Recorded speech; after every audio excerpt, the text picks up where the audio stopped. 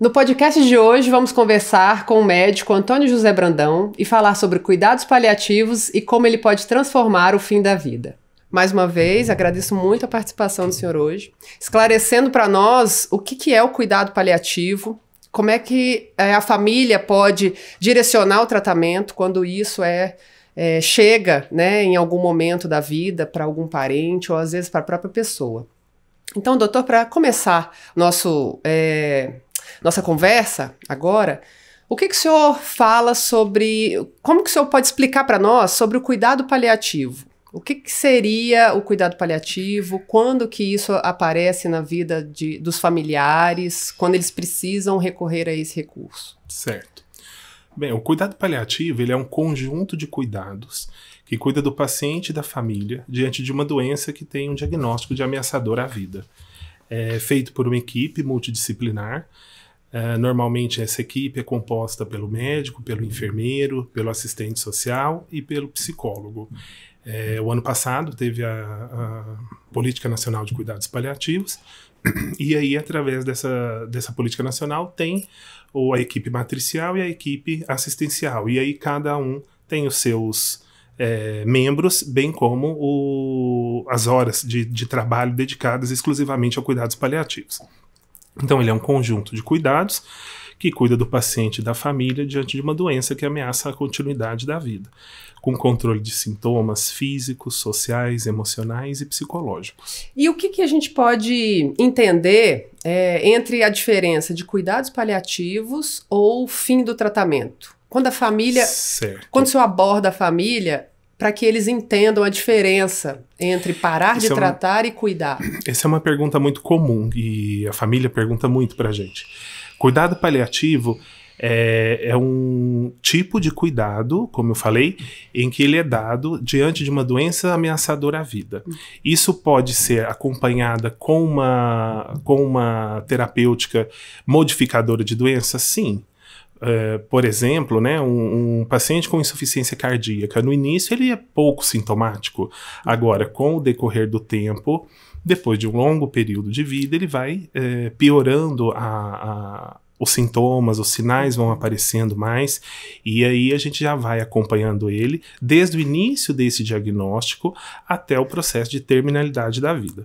É mais comum as famílias aceitarem quando eles veem que esse paciente ele tem várias idas a um pronto-socorro, que está vendo que está sendo debilitado, em que a funcionalidade dele vem declinando progressivamente. E como que o médico explica para a família que aquele paciente, aquele familiar ou a própria pessoa, ela vai precisar de um cuidado paliativo? Como que é feita essa abordagem para que seja minimamente difícil, né, da família entender? Toda reunião, Gabi, com família e com paciente, enquanto o paciente tiver autonomia, ele é sempre centro das escolhas e sempre centro do cuidado. Então a família, sempre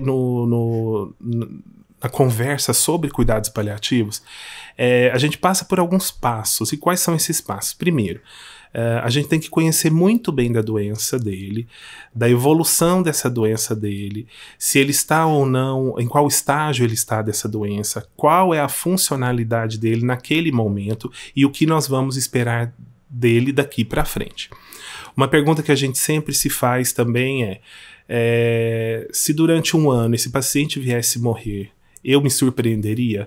Não. Se a resposta for não me surpreenderia, esse paciente tem uma chance de cuidados paliativos. Introduzir esses cuidados, essa forma de cuidado, juntamente com o tratamento modificador de doença.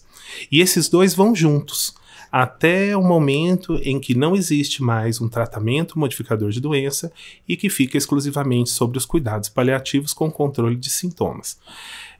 Então, primeiro, a gente faz uma reunião familiar.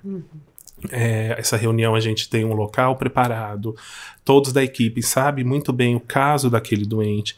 Nós temos que saber a percepção do paciente e família, do que ele sabe daquela doença dele, quais são a evolução da doença dali para frente, o que ele vai esperar, convidar ele para uma notícia, uma má notícia que a gente chama. O paciente. O paciente. Convidar ele e a família para uma má notícia e saber até onde ele quer saber também da doença dele. Né? Porque tem pacientes que não querem saber de tudo. Sim. E a gente respeita isso, nós respeitamos. Nessa conversa, né, que a equipe tem com os familiares, todos os filhos têm que participar. Quem são essas pessoas que deveriam estar ali nesse momento? Normalmente, quando o paciente tem autonomia preservada, é o próprio paciente quem escolhe também quem ele quer que esteja junto. Normalmente é o companheiro ou a companheira, né? Ou um tutor, filhos também eles chamam. O paciente é quem escolhe quem ele gostaria que fizesse parte dessa reunião. Uhum. Tem inclusive pacientes que escolhem amigos, mas a gente sempre orienta que fizesse parte da reunião também um ente familiar próximo. E é muito difícil para o leigo entender, para aquela família que às vezes tem aquela pessoa como uma pessoa muito amada, uma referência, a pessoa que é o suporte dos outros. É difícil. Nesse momento em que o paciente tem uma funcionalidade muito preservada, é muito mais difícil para eles entenderem do que quando ele está em estágio um pouco mais avançado. Porém, a gente percebe que esses pacientes, eles voltam, dependendo da doença, essa queda de funcionalidade, ela é mais acentuada.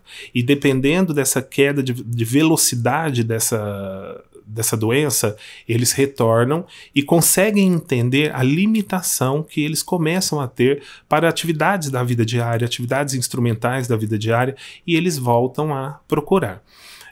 Quando esse paciente está internado já, eles conseguem enxergar melhor do que aquele paciente que tem plena funcionalidade te procura no consultório. Mas o paciente internado, eles têm uma facilidade maior de entender a progressão da doença. E o que é o tratamento paliativo em si? A pessoa vai começar esse processo. O que é? O que ele tem nesse tratamento? Certo. Ele tem de antemão uma doença que ameaça a vida. Uhum. Ou seja, ele vai morrer daquela doença. Pode ter alguma coisa aguda entre essa doença, por exemplo, um paciente com uma neoplasia maligna de fígado metastático, fora de probabilidade terapêutica, ele vai morrer daquela doença. Claro que eventos agudos podem acontecer, um acidente de carro nesse intervalo, qualquer coisa relacionada a isso, né? Mas o paciente ele tem que ter uma doença que ameaça a vida para a gente começar a abordar ele sobre qualidade de vida no decorrer dessa história até o momento em que já não houver mais vida. E a gente preparar isso tudo. E o que é feito durante o tratamento paliativo? A pessoa ela tem escolhas, ela tem possibilidades de viver momentos diferentes ainda. O cuidado paliativo ele é instaurado exclusivamente paliativo quando já não existe mais nenhum tratamento modificador de doença. Então aí ficam os cuidados paliativos exclusivos, né? E como que ele age? Ele age em todas as dimensões do paciente. Físico, controle de sintomas físicos, emocionais, sociais e espirituais. E a gente tenta promover vida até o fim da vida. Até o momento em que as luzes todas se apagam dessa casa onde nós moramos. Então, enquanto houver tempo, pode ainda haver uma viagem, momentos diferentes. Com certeza. Proporcionar encontro, até que esse paciente diga tchau, ele pode fazer muita coisa. Uhum. Ele pode encontrar uma pessoa que ele queira, ele pode pedir perdão, ele pode rir, ele pode comer uma coisa que ele gostaria de comer, ele pode ver um pet que ele gostaria de ver, ele pode ver o mar, como já aconteceu, alguns pacientes que o sonho era ver o mar pela última vez e a gente conseguiu fazer isso e tá tudo bem. E a vida, o ciclo se fecha. O que diferencia então o cuidado de um idoso que está precisando de um tratamento paliativo, de um jovem que também vai precisar desse tipo de tratamento? Certo. No início, né, a gente parte do princípio que os dois têm doenças que ameaçam a continuidade da vida. O paciente idoso, primeiro, ele é um paciente que já viveu muito, ele tem, durante o período dele de vida, ele pode ter adquirido algumas disfunções orgânicas, como, por exemplo, alteração da função cardíaca, alteração da função pulmonar, alteração da função renal, que isso já vai acontecendo progressivamente, mesmo com o tratamento modificador de doença. O cuidado paliativo, ele auxilia na prevenção e no controle de todos os sintomas. Tem as doenças degenerativas, neurológicas, como, por exemplo, as demências, a mais falada, né, e a mais estudada talvez seja o Alzheimer, e ele em que vai deixando o paciente cada vez com uma funcionalidade mais reduzida até um processo de demência mais avançado. Quando isso acontece num doente jovem, existem as doenças degenerativas, porém, algumas doenças, por exemplo, degenerativas, que a gente pode programar antes como que seria o fim de vida dessa pessoa, desse paciente, como, por exemplo, uma esclerose lateral amiotrófica, que aparece em pacientes jovens e que nós temos a possibilidade de discutir o que ele gostaria que fizesse com a vida dele. O corpo dele são as regras dele. E agora, um paciente jovem, extremo jovem, por exemplo, 14, 15 anos, em que tem um acidente, e desse acidente automobilístico, por exemplo, e desse acidente ele fica acamado com uma lesão axonal difusa instalada, em que não tem reversibilidade do quadro, normalmente é muito mais difícil isso. E também a gente pega uma família muito frágil, porque a razão da vida, né, da continuidade da vida da mãe, muitas vezes pode ser o cuidado com esse filho. E esse cuidado está inserido cuidados com boca, cuidados com higiene pessoal, e aí ela larga toda aquela família, ela larga toda a vida dela e vive somente em prol desse filho. Esse filho tem indicação de cuidados paliativos? Sim, ele tem indicação. Isso significa que ele vai morrer agora? Não. Isso tem pacientes que ficam vários anos com a doença que ameaça a continuidade da vida e que a gente pode fazer o controle impecável desses sintomas. E aí nesse caso especificamente, a gente cuida muito da mãe e da família desse contexto. E qual que é a importância, então, de focar na qualidade de vida, mesmo nessas situações aí em que não existe mais cura para aquela Primeiro doença? A gente tem que perguntar, né, para as pessoas o que para elas significa qualidade de vida. O que para mim pode ser diferente, o conceito, do que para outra pessoa. E qualidade de vida é um completo bem-estar, um encontro com o sagrado. Para mim né? Para você talvez não seja. O encontro com o sagrado seria o meu completo bem-estar físico, integral naquele momento, onde eu possa sentir todos os meus sentimentos com a minha mente vazia, em que eu possa conviver ali comigo mesmo, pensando somente nas coisas que eu quero pensar, me conectando às vezes com algum ser divino, não necessariamente é um ponto religioso encontrar o sagrado. O sagrado, ele é um espaço dentro da gente que a gente se encontra e se conecta com o completo bem-estar físico. Isso a gente pode proporcionar para as pessoas. O cuidador, ele é muito sobrecarregado. Uhum. Principalmente um cuidador de um paciente jovem. Então ele chega a ser extenuante. E aí a gente proporcionar para essa família um alívio. E o que é esse alívio para ela? Como que a gente poderia proporcionar? Tem pacientes que quer deixar um dia ali o próprio cuidado extenuante daquele paciente. Tem muitas vezes que quer levar esse paciente para junto dele, para um passeio fora. Então depende de cada um, onde eles encontrarem o completo bem-estar deles. E para a família, falando agora de um idoso que está em cuidados paliativos, para a família, quando ele tem, né, que lidar com esse idoso dentro de casa, o idoso ainda morando, né, com um dos filhos, como é que a família deve tratar, né, do idoso nesse momento? Como que ela deve olhar para aquele idoso nesse momento em que existe ali agora esse projeto de cuidar, mas olhando com esse foco no tratamento paliativo. Toda doença, né, não se apresenta da mesma forma nos pacientes. Ou mesmo uma demência avançada em um paciente, ela pode se apresentar de outra forma em outro paciente. Porém, em alguns graus de demência ou alguma doença demencial, esses pacientes ficam agressivos, esses pacientes ficam eles têm muita insônia, não se alimentam. Então, isso tudo a gente tem que saber e conversar com a família quais são as demandas daquele paciente, né? E tentar proporcionar o máximo de conforto para ele e para a família. Por exemplo, tem pacientes que levam ao extremo a exaustão do cuidador. E esse cuidador, ele também precisa ser tratado, porque senão vai começar a ter muitos conflitos existenciais, conflitos físicos ali dentro daquele seio familiar, e que o objetivo do cuidado aí ele se perde. Aconselhado mais de um cuidador, se a família tiver condição, claro. É aconselhável dar um tempo ali de mini férias para cada cuidador, para que ele possa ter um autoconhecimento, para que ele possa ressignificar o motivo dele estar ali e relevar várias coisas. Por exemplo, se for um paciente demenciado, coisas que fala, coisas que às vezes cospe no paciente, às vezes belisca o paciente. Ele não está fazendo isso porque ele quer, ele não sabe o que ele está fazendo. E o cuidador, ele entender isso, que também é muito difícil do cuidador entender. Sim. E o que o senhor faz para se cuidar, sendo o médico que vai lidar com essas situações de sugerir o tratamento, conversar com as famílias? Como que é o seu autocuidado? Assim, eu não consigo trabalhar com cuidado paliativo todos os dias da semana. Aí já é uma coisa que eu já vou...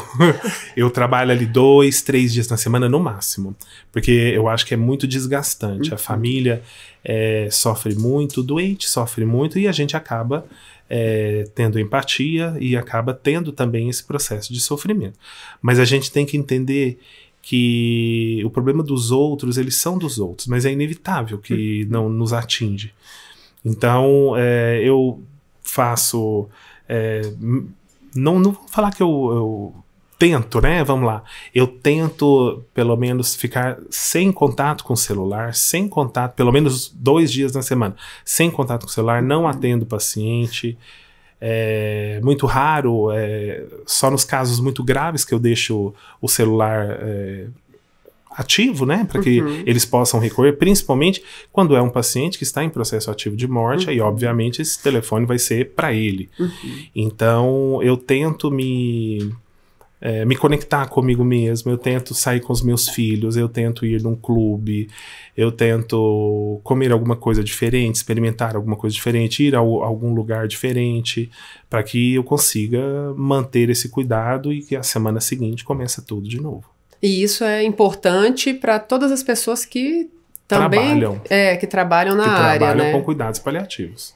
Como é que esses profissionais devem trabalhar com a família para que esse processo aí seja feito com menos sofrimento? Os profissionais que lidam diariamente com as famílias que têm algum doente em cuidados paliativos. O próprio paliativista, independente da profissão dele, né, médico, enfermeiro, fisioterapeuta, ele já tem faz parte do processo de formação a empatia. Então ele, em algum momento, com certeza, ele vai se identificar com aquilo ali ou vai ter um sofrimento por conta daquele familiar ou por conta daquele doente. É sempre importante, após cada reunião familiar, nós nos reunimos. Depois de término da reunião familiar, nós, equipe, nos reunimos. Primeiro a gente faz uma reunião antes do que nós vamos abranger e depois a gente faz a reunião para ver o que a gente encontrou, o que a gente pode melhorar enquanto paciente e também da equipe do cuidador. Então a gente sempre faz esse debriefing, né, que a gente chama do pós, e aí a gente ali também identifica se tem alguma coisa. de algum gatilho, de algum profissional que esteja tendo um sofrimento maior. E algumas vezes a gente pega algum profissional que esteja tendo um sofrimento maior porque está se identificando com alguém daquele momento. E esse alguém da família. Alguém da família, um amigo mais próximo. E aí a gente também conversa tem com um ele, olhar de cuida cuidado dele. Isso. Isso é muito interessante. Que conselho que o senhor dá para uma família que está cuidando de um paciente em tratamento paliativo, que seja em casa, que seja internado no hospital, mas que está vivenciando isso no momento? Vamos pensar então já numa fase de uma família que cuida de um idoso, né, que já passou por esse processo de conviver com aquela pessoa durante muitos anos, focando então agora nesse paciente idoso. Certo, assim. Depende de que fase esse paciente está se encontrando. Pelo que você está perguntando, parece ser uma fase que a gente chama fase final de vida, ou processo ativo de morte, que é o que dura aí mais ou menos em torno de 1 a 4, 7 dias. Tem livro, tem literatura que traz até 7 dias. É um processo, talvez, se ele foi muito bem conduzido durante a doença, é um processo menos doloroso, porque o familiar entende e vê que ele está se desligando da matéria, ou seja, ele está evoluindo para um quadro de óbito. E a gente vai construindo isso e permitindo que ele dê tchau, e que isso está tudo bem, e que ele possa encontrar as pessoas que ele gostaria de encontrar em fim de vida, que ele possa pedir perdão para quem ele queira, que ele possa agradecer quem ele queira, que ele possa tocar em quem ele quiser. Muito bonito isso. Para essas famílias que passam por esse processo, né, onde que elas conseguiriam, se ainda não estão com o doente hospitalizado, encontrar profissionais que trabalham com esse cuidado paliativo, para conversar sobre isso, para entender se aquele é o momento? Tem muito pouca formação de cuidados paliativos. Cuidado paliativo é novo, né? Então, assim, a formação da minha época, inclusive de grade acadêmica, não existia cuidado paliativo. É de uns 10 anos mais ou menos para cá, em que faz parte da grade curricular do médico cuidados paliativos. E especialização é mais cedo ainda, né? Mais jovem, mais recente. Mais recente a especialização de cuidados paliativos. Então são poucas pessoas que fazem ainda. Existem formações não médicas também de cuidados paliativos, como enfermagem, fisioterapia, psicologia, assistência social.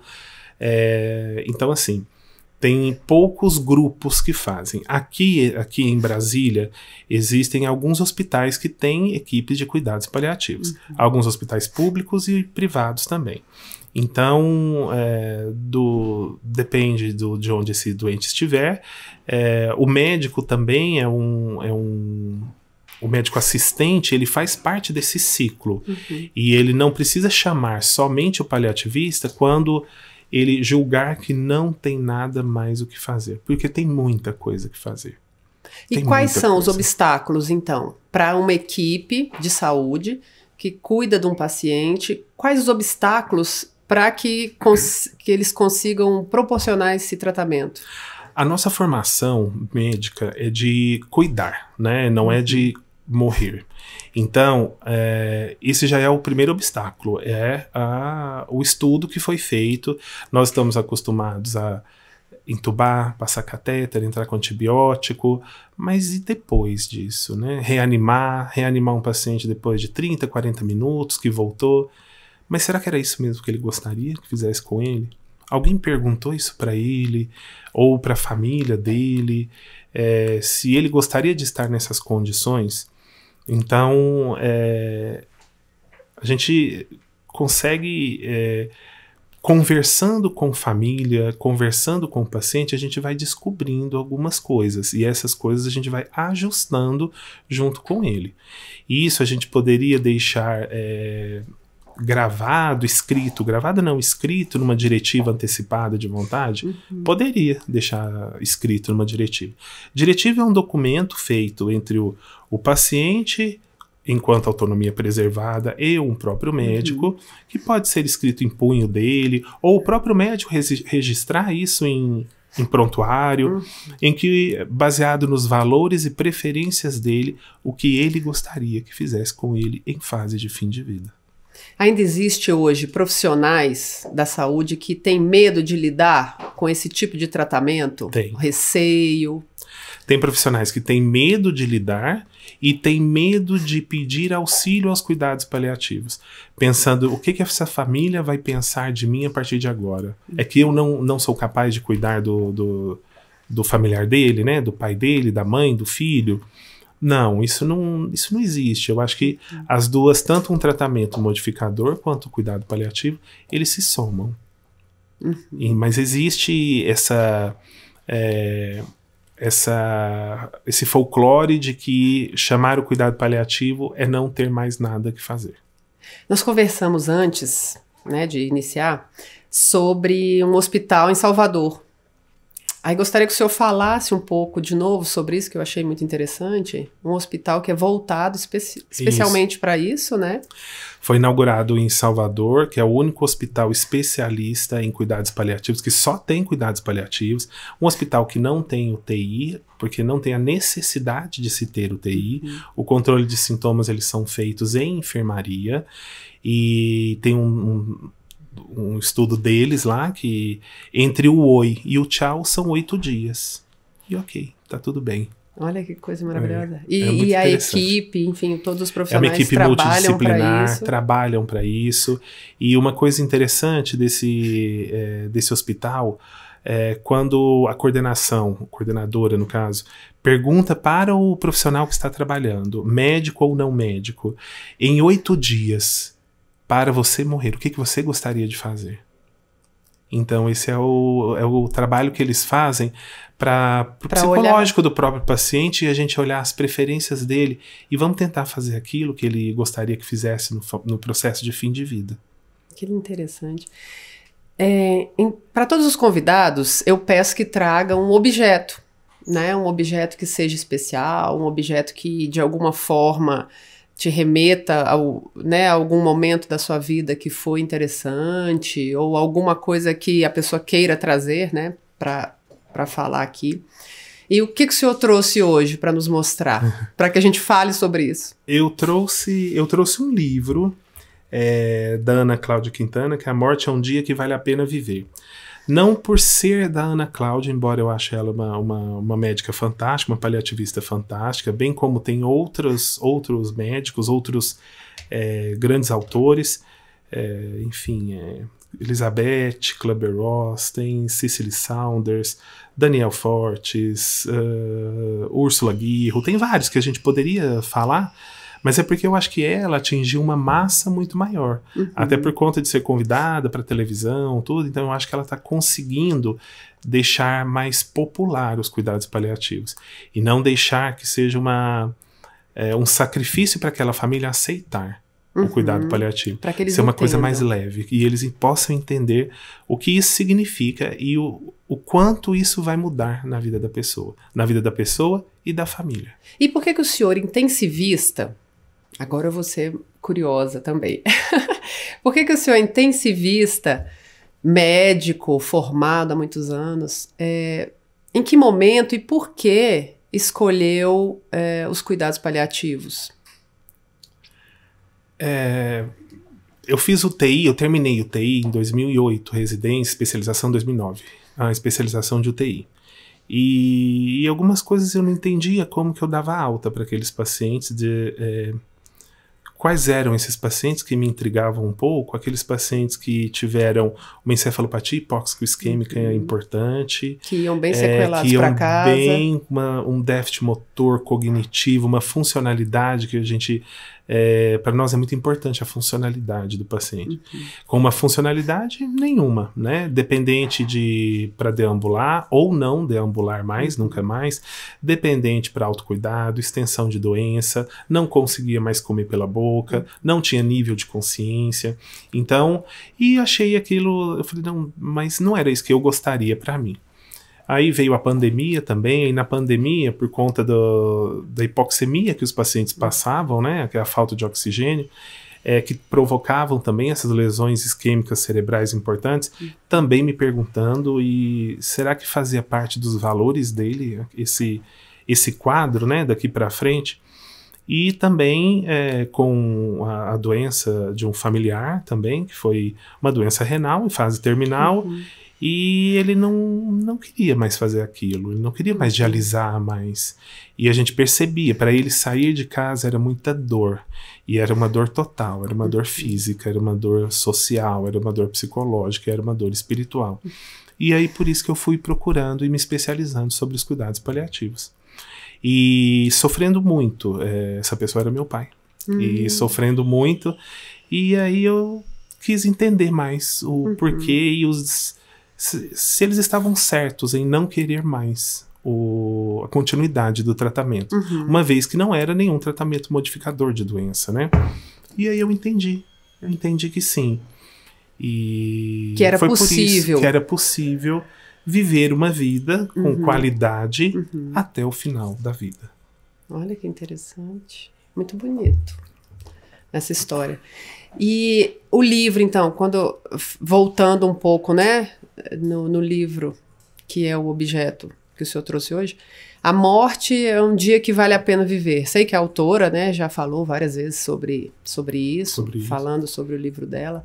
Mas o que o senhor entende, sendo paliativista, aproveitando que nós estamos aqui escutando, a morte é um dia que vale a pena viver. O que o senhor entende sobre isso, já tendo lido o livro, conhecendo a autora, enfim? Programar para o dia do tchau. Tudo que eu quiser fazer até esse momento, proporcionar para quem eu gostaria de proporcionar um encontro, um perdão, uma conversa, uma saída, né? Vamos, se eu tiver condições funcionais, e viver tudo até o momento em que eu possa me desligar totalmente dessa matéria, desse aquele corpo. abraço, o abraço, o cheiro, a companhia, um gole de vinho, uma risada, um choro, isso tudo faz parte. Eu vou falar só de duas coisas que apareceram de estudos da medicina junto com o cuidado paliativo. Em 2022 tem um estudo que foram analisados 83 países. Nós somos, em qualidade de morte, o 79º. Ou seja, nós sofremos para morrer. No Brasil? No Brasil. Nossa. O Brasil é o 79º. Isso por quê? Por falta de conhecimento dos cuidados paliativos, por falta de profissionais capacitados dos cuidados paliativos e também por conta do uso de medicamentos e acesso a medicamentos. Eu sou médico, mas existe uma deficiência muito grande do médico em uso de medicamentos. E medicamentos em que sentido? Por exemplo, do próprio opioide, a morfina. Vários médicos não sabem usar a quantidade correta, a forma correta, a dose correta, e isso impacta também na qualidade de morte. Nós somos péssimos para morrer, nós sofremos muito para morrer. Isso eu acho que com o tempo, com a própria medicina, né, a partir do momento que o tratamento paliativo vai sendo divulgado, os médicos vão aderindo, querendo entender melhor, que isso tende a mudar no Brasil? Eu acredito que sim, Gabi, principalmente também pela divulgação, né? Nós estamos no momento em que está sendo divulgado bastante os cuidados paliativos. No ano passado, em outubro, novembro, lançou-se a Política Nacional de Cuidados Paliativos. Então, o governo, ele está injetando dinheiro do especialista em cuidados paliativos, então eu acredito que vai mudar, sim. A tendência é a modificação. Tomara, né?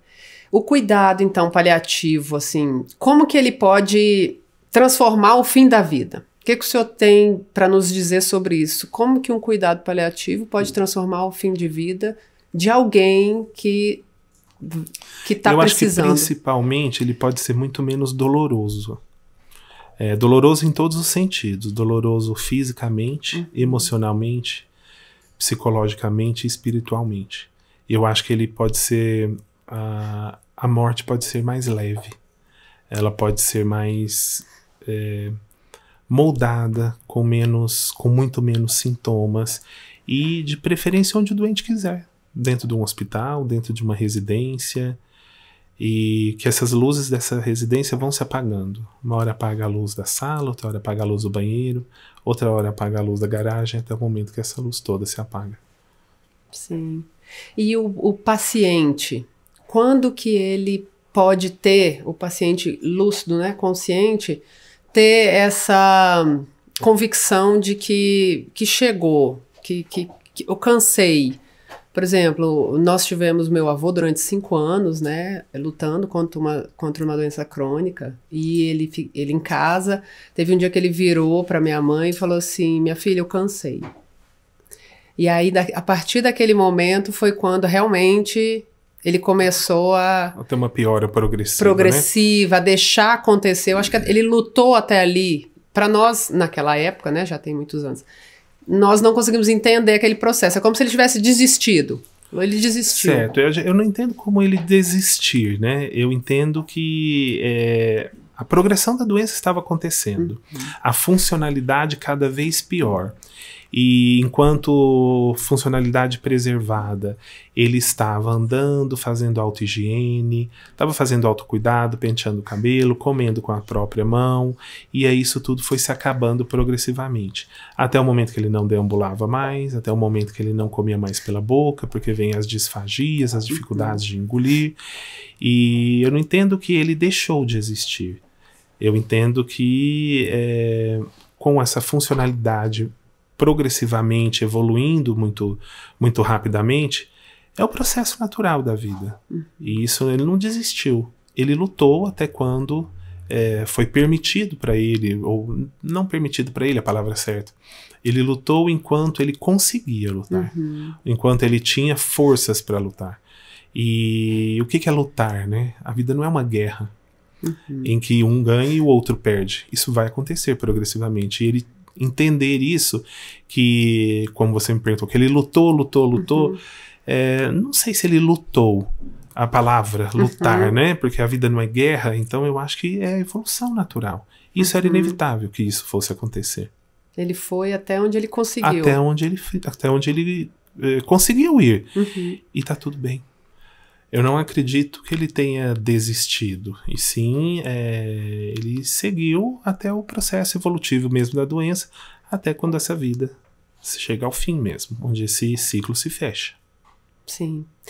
Doutor, eu queria agradecer muito por sua presença, por tudo que foi colocado, por essas explicações que eu acho que são tão importantes, né, nos dias de hoje, para que a gente consiga entender um pouco melhor e, a partir desse podcast, as pessoas consigam procurar mais, né, sobre o assunto, se interessar, para que a gente consiga entender, então, que o cuidado paliativo, ele não é deixar de tratar, né? Exatamente. É cuidar com amor.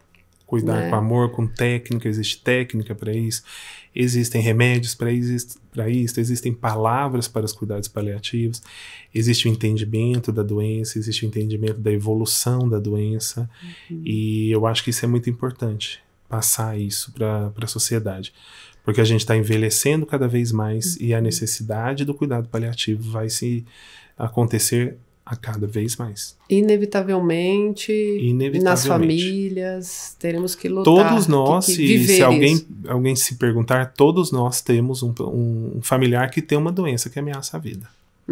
Não uma doença em fim de vida, mas uma doença que ameaça a continuidade da vida. Então, cuidar é viver. Cuidar é viver. Cuidar é viver, até os últimos dias. Ai, que lindo. Obrigada, mais uma vez. Eu tenho um meme que é o Snoopy, que fala com o amiguinho do Snoopy lá, morrer é só uma vez, então vamos viver até lá. Isso. Perfeito. Obrigada mesmo. Obrigado.